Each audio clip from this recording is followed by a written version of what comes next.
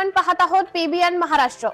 भडगाव तालुक्यातील कसगाव येथील पुरातन महादेव मंदिरात चोरी झाल्याची घटना घडली आहे।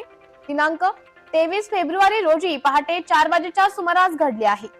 चोरीची घटना सीसीटीव्ही कॅमेऱ्यात कैद झाली आहे। संजय पाटील यांच्या शेतात पुरातन महादेव मंदिर आहे। नवसाला पावणारा महादेव म्हणून परिसरात मंदिर प्रसिद्ध आहे। याच मंदिरात पहाटे चोरट्यांनी प्रवेश करून मंदिरातील महादेवाच्या पिंडीवरील सोन्याचा पत्रा, त्रिशूल, नागदेवता यांची चोरी करून पोबारा केला।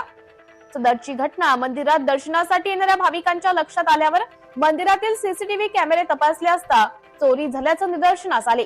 या घटनेबाबत भडगाव पोलीस स्टेशन मध्ये माहिती देण्यात आली आहे।